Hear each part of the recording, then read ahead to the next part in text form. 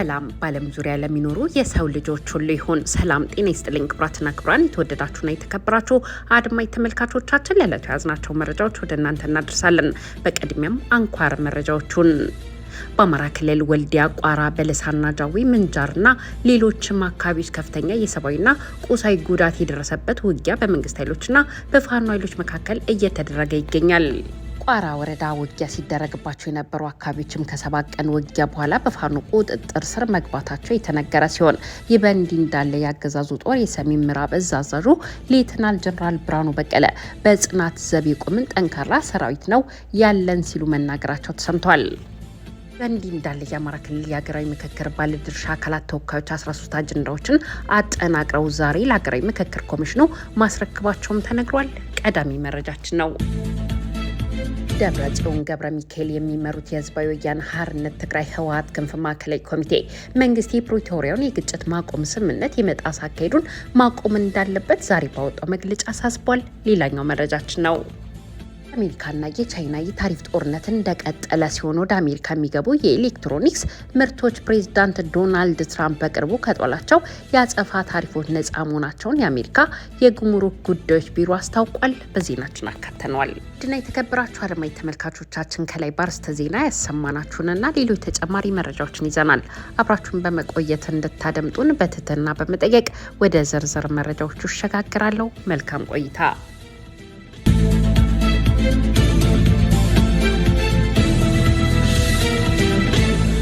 ቀዳሚው መረጃችን በአማራ ክልል ወልዲያ፣ ቋራ፣ በለሳና ጃዊ፣ ምንጃርና ሌሎችም አካባቢዎች ከፍተኛ የሰብአዊና ቁሳዊ ጉዳት የደረሰበት ውጊያ በመንግስት ኃይሎችና በፋኖ ኃይሎች መካከል እየተደረገ ይገኛል። ቋራ ወረዳ ውጊያ ሲደረግባቸው የነበሩ አካባቢዎችም ከ7 ቀን ውጊያ በኋላ በፋኖ ቁጥጥር ስር መግባታቸው ተነግሯል።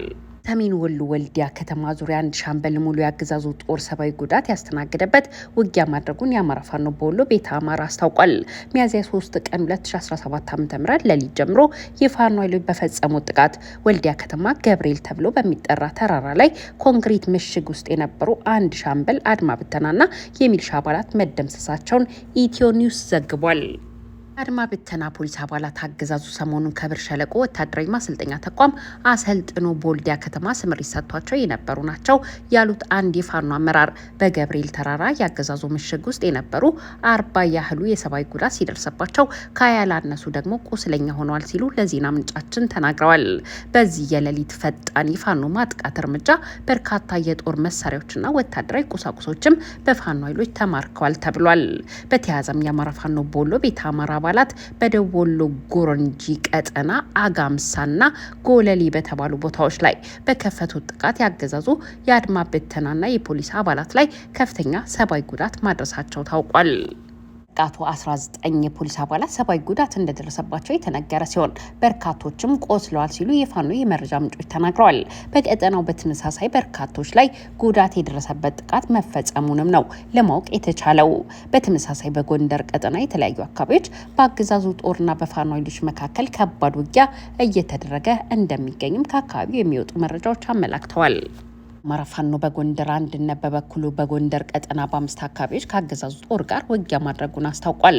በምዕራብ ጎንደር ዞን ቋራ ወረዳ ለ7 ቀናት ተከታታይ ውጊያ መደረጉ የቀጠለ እንደሆነ የተነገረ ሲሆን በትናንትናው ዕለት ብቻ ለ6 ተከታታይ ሰዓታት ያለማቋረጥ በመንግስት ኃይሎችና በፋኖ ኃይሎች መካከል ውጊያ እንደተደረገና ከፍተኛ ሰብአዊ ጉዳት የደረሰ ሲሆን 62 ቁስለኛ፣ 51 ደግሞ ምርኮኛ ተደርጓል ተብሏል። በቋራ ቀጠና በተደረገ ውጊያ ከደረሰው የሰብአዊ ጉዳት ባሻገር ከፍተኛ ቁጥር ያለው የጦር መሳሪያም በፋኖ ኃይሎች መያዙን ከአካባቢው የመረጃ ምንጮች ለማረጋገጥ ተችሏል። በተጨማሪም ንብረትነታቸው የአገዛዙ ጦር የነበሩ ወታደራዊ መገናኛ ሬዲዮዎች በፋኖ ኃይሎች መወሰዳቸውም ነው የተሰማው። በዚህም በቋራ ቀጠና ለተከታታይ ቀናት ውጊያ የተደረገባቸው አጋምኋ፣ በሙር፣ አዲስ ዓለምና አባይ ዳርና ሌሎችም አካባቢዎች በፋኖ ኃይሎች ቁጥጥር ስር መግባታቸውን የፋኖ የመረጃ ምንጮች ተናግረዋል።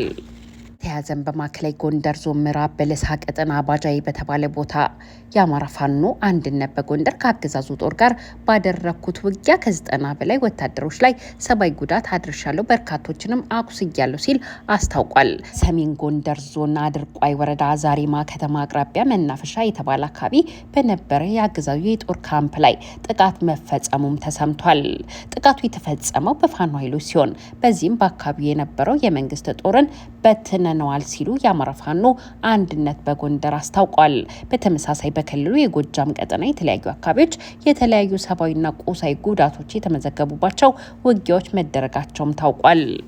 ቡሬ ቀጠና የአድማ ብተና ፖሊስ አዛዡ ኢንስፔክተር አስፈራቸውን ጨምሮ በርካቶች የሰብአዊ ጉዳት ሲደርስባቸው፣ በመተከል ዳንጉር ደግሞ ከባድ ውጊያ መደረጉ ነው የተሰማው። በምስራቅ ጎጃም ዞን አንደው ወረዳ የሚገኘው የመንግስት ጦር በበኩሉ እርስ በርሱ ውጊያ ከፍቶ በርካቶች ላይ ጉዳት ደርሷል ተብሏል። የአገዛዙ ጦር እርስ በርሱ ለመዋጋት ያበቃው በአካባቢው በነበረው ወታደራዊ ስምሪት ላይ ዘረፋ ሲፈጽሙ ከመካከላቸው ለምን ህብረተሰቡን እንዘርፋለን የሚል ጥያቄ በጥቂት አባላት ዘንድ መነሳቱን ተከትሎ እንደሆነ የዜና ምንጫችን ዘግቧል። በዚሁ የጎጃም ቀጠና አዲስ ቅዳም አካባቢ 2 ንጹሃን በመንግስት ወታደሮች በጥይት ተደብድበው ሰብአዊ ጉዳት እንደደረሰባቸውም ለማወቅ ተችሏል። የአዲስ ቅዳም ከተማ ነዋሪ የሆኑት አቶ ውድነ ጓዲና ወይዘሮ እማዋይ ጨቅሌ የተባሉ ንጹሃን ናቸው። በአገዛዙ ወታደሮች በግፍ የሰብአዊ ጉዳት እንደደረሰባቸው የታወቀው። ሰሜን ሸዋ ምንጃር ቀጠና ደግሞ ባልጪ ከተማ አካባቢ በእግር እየተጓዘ በነበረ የመንግስት ጦር ላይ የፋኖ ኃይሎች ጥቃት መክፈታቸውን የዓይን እማኞች ተናግረዋል። የፋኖ ኃይሎች ጥቃት መክፈታቸውን ተከትሎ ለአጭር ጊዜ የቆየ ውጊያ መደረጉን የገለጹ ነዋሪዎች በዚህም በርካታ ወታደሮች ጉዳት እንደደረሰባቸው ተናግረዋል። በክልሉ የሚገኙ ዩኒቨርሲቲዎች መካከልም ወሎ ዩኒቨርሲቲ ደግሞ የተማሪዎች የተቃውሞ እንቅስቃሴ እንደጀመረ ታውቋል። የዩኒቨርሲቲው ተማሪዎች በአስተዳደር ከሚቀርብላቸው ምግብ ጋር በተገናኘ ተቃውሞ ማሰማታቸው ነው የታወቀው። በሌላ በኩል ያገዛዙ የሰሜን ምዕራብ እዝ አዛዡ ሌተናል ጀነራል ብርሃኑ በቀለ በጽናት ዘብ የቆመ ጠንካራ ሰራዊት አለን ሲሉ መናገራቸው ተሰምቷል። ሌተናል ጀነራል ብርሃኑ በቀለ በአማራ ክልሉ ውጊያ ላይ የተሰማራ ጦራቸውን መጎብኘታቸውን ባረጋገጡበት ንግግራቸው ላይ ኢትዮጵያ ወደ ከፍታ የምታደርገውን ሁለንተናዊ የእድገት ጉዞ መግታት የሚችል ምንም አይነት ምድራዊ ኃይል የለም ሲሉ መናገራቸው ተሰምቷል።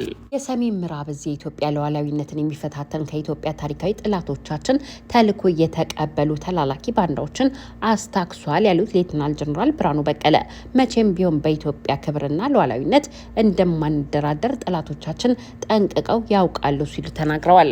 ጀነራሉ እንዳሉት ታሪካዊ ጠላቶቻችን ያሏቸውን አካላት ያልጠቀሱ ሲሆን ማን በሉዓላዊነት እንደተደራደራቸውም አልገለጹም።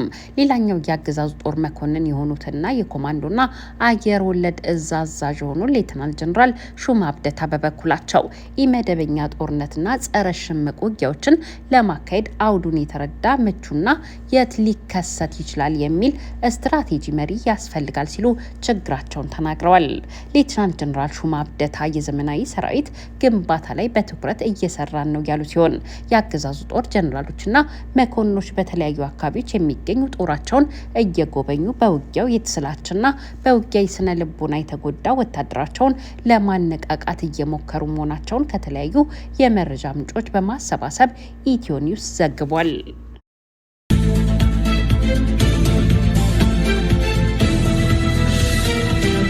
በሌላ መረጃ የአማራ ክልል የሀገራዊ ምክክር ባለድርሻ አካላት ተወካዮች 13 አጀንዳዎችን አጠናቅረው ለሀገራዊ ምክክር ኮሚሽኑ አስረክበዋል ተብሏል። ባለድርሻዎቹ ለኮሚሽኑ ካስገቧቸው አጀንዳዎች መካከል የህገ መንግስት ማሻሻያ፣ የሐሰትና የጥላቻ ትርክቶች፣ ከክልሉ ውጭ የሚኖሩ የአማራ ብሔር ተወላጆች መብት፣ የማንነትና የወሰን ጥያቄዎች እንዲሁም አዲስ አበባን በክልልነት የማደራጀት አስፈላጊነት እንደሚገኙበት ተገልጿል። ለአንድ ሳምንት በቆየው የአጀንዳ ማሰባሰቢያ መድረክ ላይ 6000 የማህበረሰብና የባለድርሻ አካላት ወኪሎች ተሳትፈዋልም ተብሏል። ሌላኛው መረጃችን ስንሸጋገር ደብረጽዮን ገብረ ሚካኤል የሚመሩት የህዝብ ወያነ ሓርነት ትግራይ ህወሓት ክንፍ ማዕከላዊ ኮሚቴ መንግስት የፕሪቶሪያውን የግጭት ማቆም ስምምነት የመጣስ አካሄዱን ማቆም እንዳለበት ዛሬ ባወጣው መግለጫ አሳስቧል። የቡድኑ ማዕከላዊ ኮሚቴ የህዝባዊ ወያነ ሓርነት ትግራይ ከመንግስት ጋር የሚያገናኘው ብቸኛው መንገድ የፕሪቶሪያው ስምምነት መሆኑን ጠቅሷል።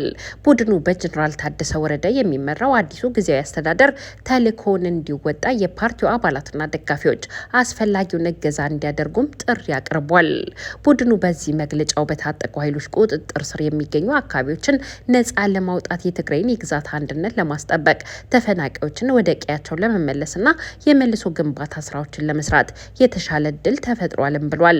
ሆኖም ሙሉ መተማመንና ሰላም ሊረጋገጥ ወደ ልማትና ዲሞክራሲያዊ ስርዓት ግንባታ መሸጋገር የሚቻለው የፕሪቶሪያው ስምምነት በትክክል ተግባራዊ ሲደረግ ብቻ እንደሆነ ቡድኑ አስምሮበታል ሲል ዋዜማ ዘግቧል።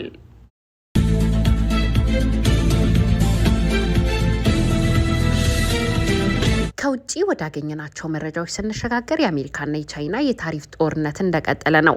ወደ አሜሪካ የሚገቡ የኤሌክትሮኒክስ ምርቶች ፕሬዚዳንት ዶናልድ ትራምፕ በቅርቡ ከጣሏቸው የአጸፋ ታሪፎች ነጻ መሆናቸውን የአሜሪካ የጉምሩክ ጉዳዮች ቢሮ አስታውቋል።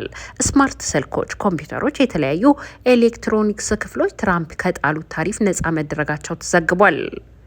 ውሳኔው የመጣው የፕሬዝዳንት ትራምፕ አስተዳደር በቻይና ላይ የ145% አጠቃላይ ታሪፍ መጣሉን ካስታወቀ በኋላ ሲሆን የታሪፍ መጣል እንደ አፕል ላሉ ግዙፍ የኤሌክትሮኒክስ ምርት አምራቾች ስጋትን ፈጥሮ ነበርም ተብሏል። አፕል 90% የሚሆን የአይፎን ስልክ የሚያመርተውና የሚገጣጥመው በቻይና ሲሆን ካውንተር ፓይንት የተሰኘ የጥናት ተቋም አፕል በአሜሪካ ያለው ክምችት ለ6 ዓመታት ብቻ የሚሆን እንደሆነና እሱ ካለቀ የምርት ዋጋ መጨመር እንደሚጀምር ገልጾ ነበረ። አፕል ከአይፎን በተጨማሪ 80% የሚሆነው አይፓድ እና ከ50% በላይ የሚሆነው የማይክ ኮምፒውተር ምርቶቹን በቻይና እንደሚያመርትም ተገልጿል።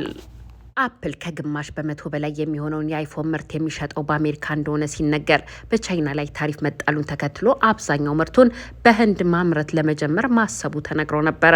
አፕል ፕሬዚዳንት ዶናልድ ትራምፕ ያጸፋ ታሪፍ በሀገራት ላይ መጣል ከጀመሩ በኋላ የገበያ ዋጋው በ$640 ቢሊዮን መቀነሱ የተዘገበ ሲሆን ከ600 ቶን በላይ ክብደት ያላቸው 1.5 ሚሊዮን የአይፎን ስልኮችም ከህንድ ወደ አሜሪካ በአውሮፕላን አጓጉዞ ማስገባቱን መዘገቡ ይታወሳል። ፕሬዚዳንት ዶናልድ ትራምፕ ትናንትና አንዳንድ ምርቶች በሚታወቁ ምክንያቶች እሳቸው ከጣሉት ታሪፍ ነጻ ሊሆኑ እንደሚችሉ ተናግረው ነበረ።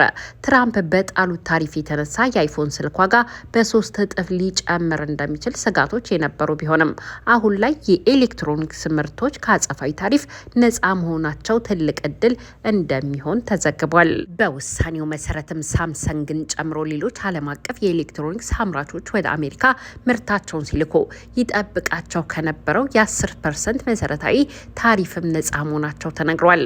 ከታሪፍ ነጻ የሆኑ 20 የምርት ዘርፎች የተቀመጡ ሲሆን ለሴሚ ኮንዳክተር መስሪያነት የሚያገለግሉ ማሽኖችም ከታሪፍ ነጻ መሆናቸው ታውቋል።